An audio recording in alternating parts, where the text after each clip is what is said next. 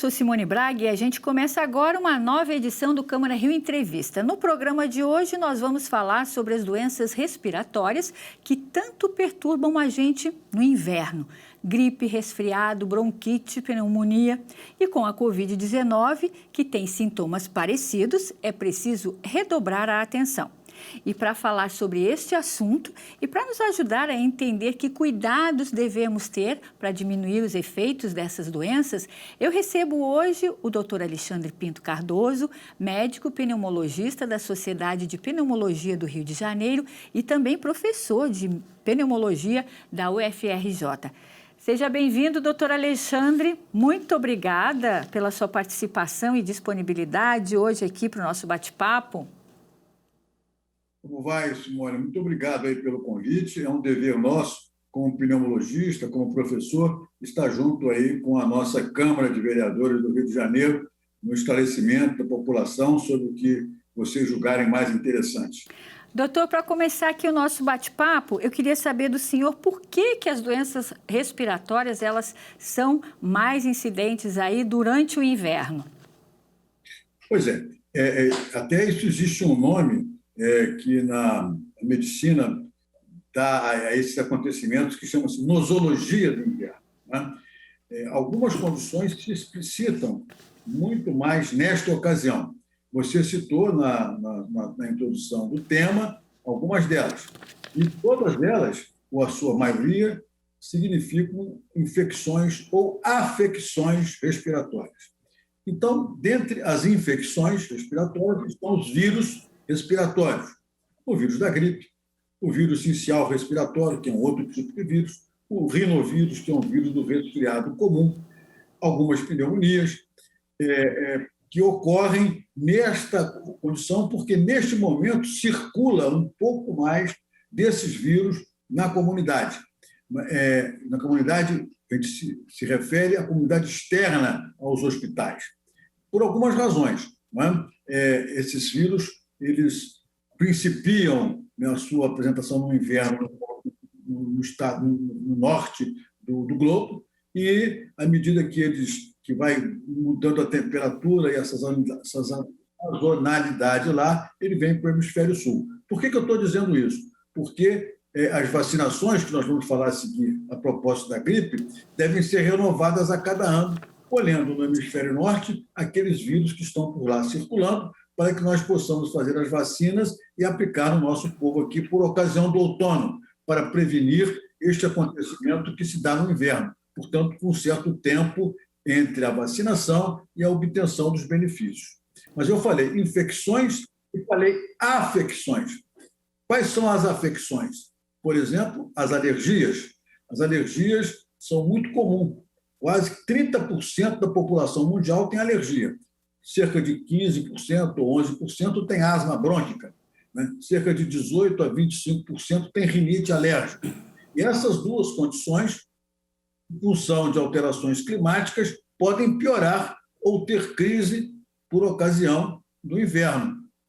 A umidade do ar se modifica, a temperatura se torna mais baixa, começam a se colocar aqueles vestuários que estavam guardados há algum tempo, trazendo para a circulação mofo, né? Isso tudo são agentes desencadeantes de crise para as pessoas que têm alergia.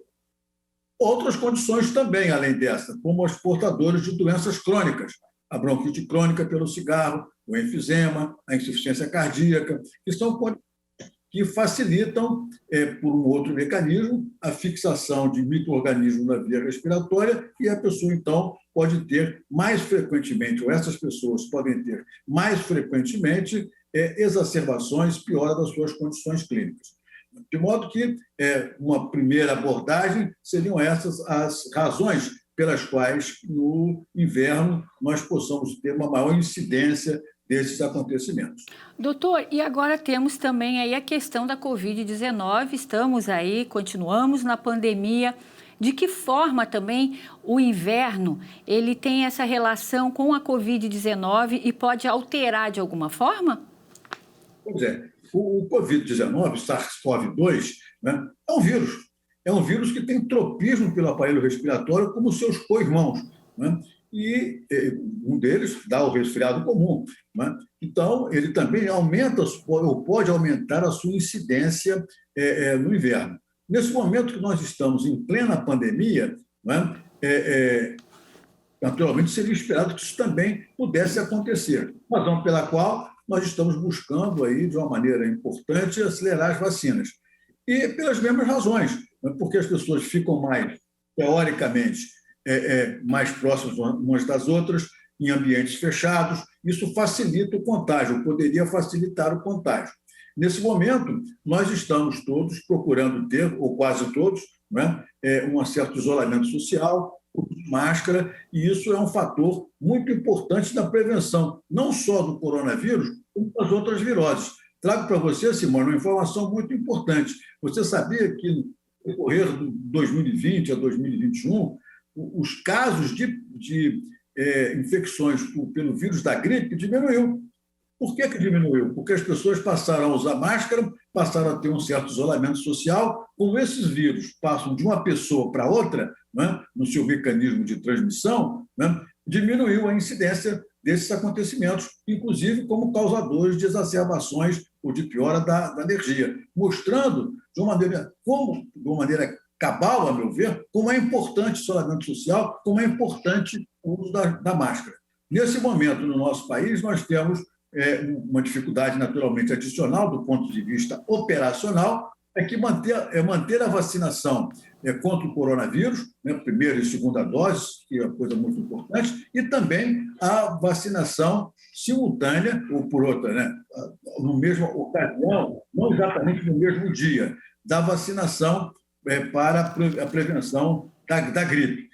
Então, nós aproveito para dizer, né, que aquelas pessoas que foram vacinadas para o coronavírus, cerca de 15 dias depois, já podem se vacinar contra a gripe. Né? E é importante, né, doutor? As duas vacinas são importantes, porque às vezes alguém acha que tomando uma não precisa tomar a outra, e não é. As duas são importantes.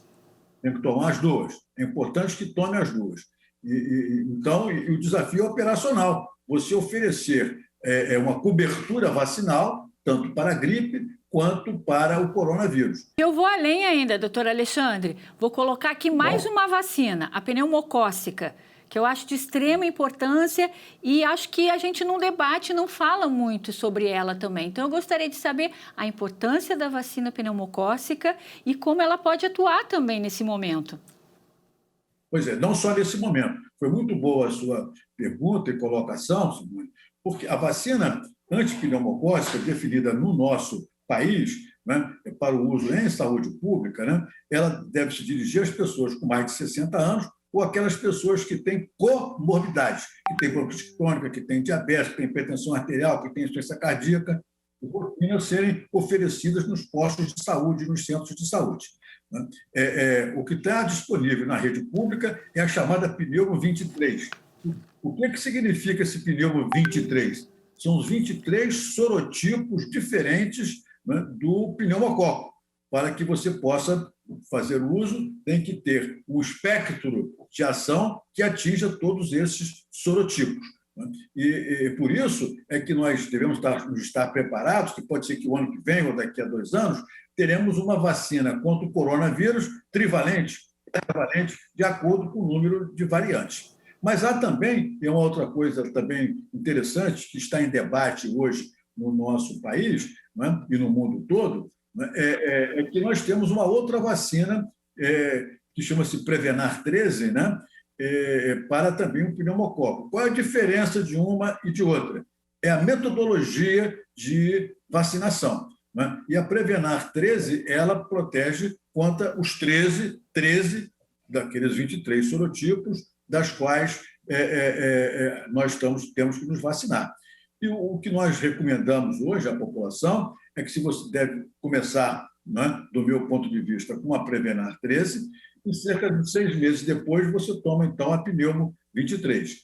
Há uma expectativa de durabilidade do anticorpo gerado pela Prevenar 13 um pouco maior do que a pneumo 23. Mas isso é uma discussão que, do ponto de vista prático, interessa. O importante é fazer uma e, em sequência, fazer a outra. Ô, doutor, e quais os cuidados que as pessoas devem ter agora no inverno? Os principais? Bom, então vamos assim, vou dividir em duas partes para responder a sua pergunta, que é muito pertinente. A primeira delas é a seguinte: quem tem alguma comorbidade, como asma brônquica, rinite alérgica, bronquite crônica, enfisema, diabetes mellitus, hipertensão arterial, tome os remédios. Tome os remédios, para que fique com a sua condição de base controlada. Você terá menos chance de, entrando em contato com esse micro-organismo, vir a adoecer. E se o fizer, de uma forma mais branda. Então, essa é a primeira recomendação: tome os remédios. A segunda recomendação importante é tome os cuidados em relação ao isolamento social, não é? Que hoje nós não sabemos, que você é a pergunta que você vai me fazer a seguir, não é? Porque os sintomas são semelhantes. O que é uma manifestação alérgica? O que é uma manifestação com resfriado comum? O que é uma manifestação inicial do Covid? Então, mantendo-se a sua condição de base controlada, mantendo o isolamento social, usando máscara, você vai estar agindo corretamente. Por outro lado, as infecções, nós já começamos a falar sobre elas, a propósito das vacinações para prevenir. Agora, se ainda assim você começar a ter um sintoma respiratório, né?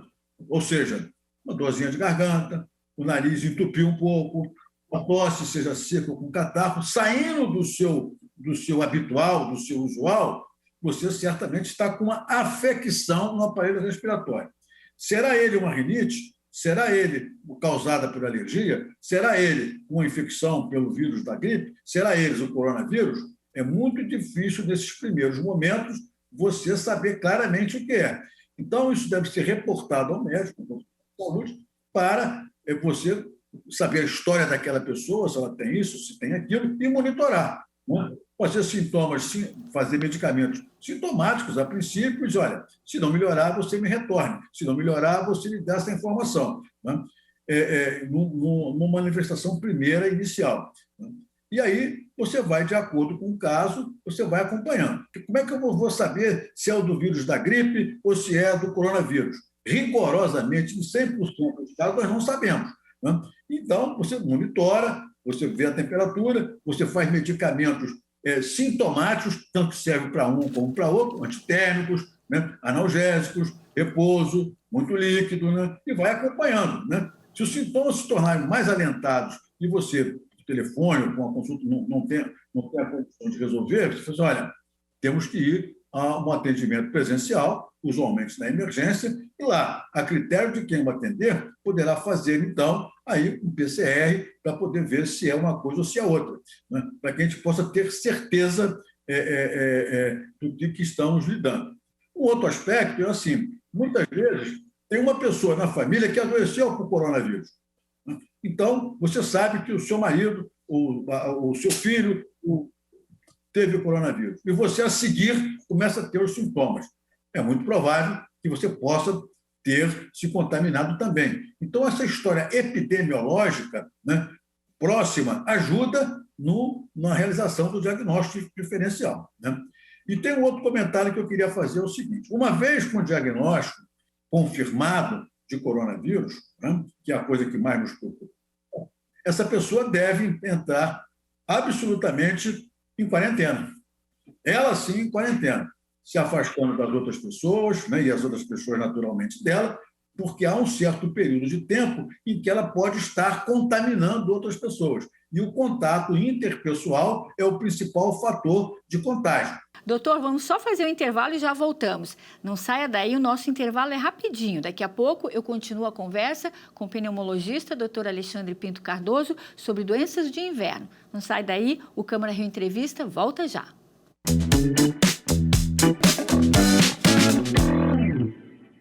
O Câmara Rio Entrevista está de volta e hoje nós estamos falando sobre as doenças de inverno. E quem esclarece as nossas dúvidas é o pneumologista, doutor Alexandre Pinto Cardoso.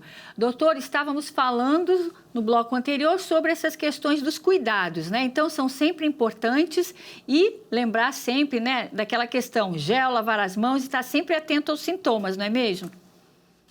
É verdade. Nós estávamos dizendo também que a persistência dos sintomas né, devem ensejar uma nova consulta ao médico, né, para poder ver o que está acontecendo. Se trata de uma intercorrência, uma complicação, eventualmente uma persistência viral. Essa condição ela pode ocorrer independente de ter ou não mutação. Né? Mutação é outra história, não tem nada a ver com isso que nós estamos dizendo aqui agora. Um outro aspecto que sempre tem causado muitas perguntas, né, muitas dúvidas dos nossos clientes e das pessoas de um modo geral, né, é que, como esse vírus, o coronavírus, ao contrário, né, da infecção por resfriado comum, ao contrário da infecção pelo vírus da gripe, que pode fazer isso, mas muito menos frequentemente, é a evolução para pior, que um percentual pequeno, graças ao bom Deus, se pode evoluir de forma pior. Né? Então, deve-se estar atento a sintomas como falta de ar. Né? E a falta de ar, esse desconforto, né? Se a pessoa tem asma ou bronquite, ele tem naturalmente já uma condição, né? Se não estiver controlado, que isso pode se manifestar. Né? Então, ele pode ter aí uma falta de ar por conta da crise da asma, mas é difícil separar das manifestações do coronavírus, por exemplo, da gripe. Então, ele tem que, de fato, procurar o médico. Né? Então, a piora do cansaço ou o seu aparecimento deve fazer com que a pessoa procure um setor de emergência para ser avaliado. Doutor, eu gostaria de saber, né, que o senhor nos falasse aí a diferença da gripe, resfriado e alergia. Os sintomas iniciais, né, dessas três condições são semelhantes, né, porque dá um desconforto respiratório, entope o nariz, tem uma dorzinha de garganta, uma tosse seca. O comportamento a partir daí é que começa a fazer uma diferença. Né? Então, o resfriado comum dura 2 ou 3 dias, né? Você toma um analgésico, então se resolve. A alergia tem um comportamento adicional, há muito prurido, coceira no nariz, a pessoa espirra muito, né? Ela sabe que tem uma alergia, né?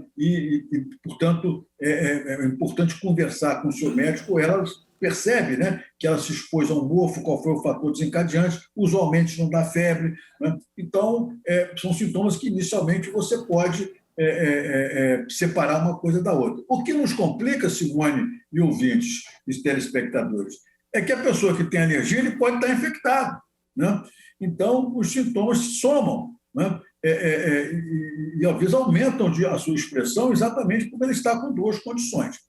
Agora, de um modo geral, a gripe, a infecção pelo vírus da influenza, por qualquer dos seus tipos, né, são sintomas mais alentados. A pessoa tem muita dor no corpo, né, uma febre mais alta, né, uma prostração um pouco maior, e a duração também é um pouco maior.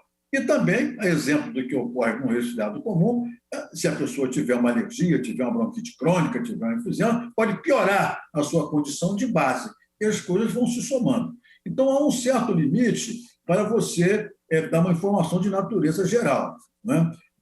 Então, na dúvida, a pessoa deve procurar um serviço de saúde ou ligar para um profissional que já o vem acompanhando, que é o caso das pessoas que têm doença crônica, para poder fazer o discrimine. Doutor, e a questão das pessoas que têm doenças de respiratória crônicas, elas podem tomar a vacina da gripe? Não tem problema?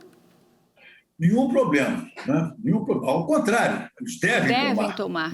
Devem tomar exatamente pelo motivo que acabo de dizer, para que eles não se exacerbem, para que eles não tenham crise. Eu quero dizer para você, Simone, né, que as infecções virais são uma das principais causas de piora, de crise para as pessoas que têm rinite alérgica, que têm asma brônquica, que têm bronquite crônica, que têm enfisema. Porque ela piora a condição respiratória, ela aumenta a produção de muco, ela agride a via respiratória, os sintomas se tornam mais exuberantes e abre também a possibilidade de outras complicações, como infecção bacteriana, e são as tais das pneumonias, que, como você mencionou ainda há pouco atrás, fazendo uma excelente pergunta, que deve ser mitigado com as vacinas contra o pneumococo. Mas lembrando que é bom também destacar que o agente pneumococo ele é o mais comum, mas não é o único. Existem outras condições que podem levar a pneumonias bacterianas. Doutor, as dicas para crianças, adultos e idosos. Temos 3 categorias aqui, né? Quais são as dicas aí para esse período? Primeira coisa, o isolamento social neste período especial que estamos vivendo. Segunda recomendação, lave as mãos. Lave as mãos. Lave as mãos. Se não puder lavar as mãos, use o álcool gel. Né? O contato interpessoal é muito importante, seja para o corona, para evitar o corona, as viroses respiratórias de toda a ordem. Então, isso é muito importante. Tomar as vacinas que estão sendo preconizadas para o momento, tanto para o coronavírus quanto para as vacinas contra as infecções pelo vírus da influenza. E que eu estou me referindo às questões da nosologia do inverno. Antipneumocócico já deve mesmo estar embutido aí no cardápio. Os alérgicos, os pacientes que têm doenças crônicas, sejam elas crianças, né, adolescentes ou adultos, usar a medicação recomendada pelo médico. Use o seu antialérgico, use o seu broncodilatador, use o seu corticoide inalado, use o seu remédio antihipertensivo, para que você fique com o mesmo risco da população comum, nesse caso venha a adquirir. Isso é qualquer uma dessas infecções. É importante você estar em boas condições. Tá? E também, né, aquelas pessoas que são alérgicas, né, devem tirar do guarda-roupa o casaco que está guardado há muito tempo, mandar lavar ou botar no sol, né, para poder tirar a perspectiva de ter fungo, porque o mofo é um agente desencadeante também muito, muito frequente de exacerbação dessas condições nos períodos de inverno, né, evitar locais muito fechados, né, e essas são as recomendações gerais, né? Ok, doutor, quero agradecer muitíssimo a sua presença aqui no nosso programa com tantos esclarecimentos importantes. Muito obrigada, viu, pela sua participação. Obrigado a você por essa oportunidade e pelas perguntas sempre inteligentes que me ajudaram a fazer a exposição. Muito obrigada, doutor. Estão as ordens aqui. E o Câmara Rio Entrevista de hoje fica por aqui. Mas a nossa conversa continua pelas redes sociais da Câmara, no @Câmara Rio. Acesse, participe e vamos trocar uma ideia por lá. Eu estou te esperando. Até a próxima. Tchau.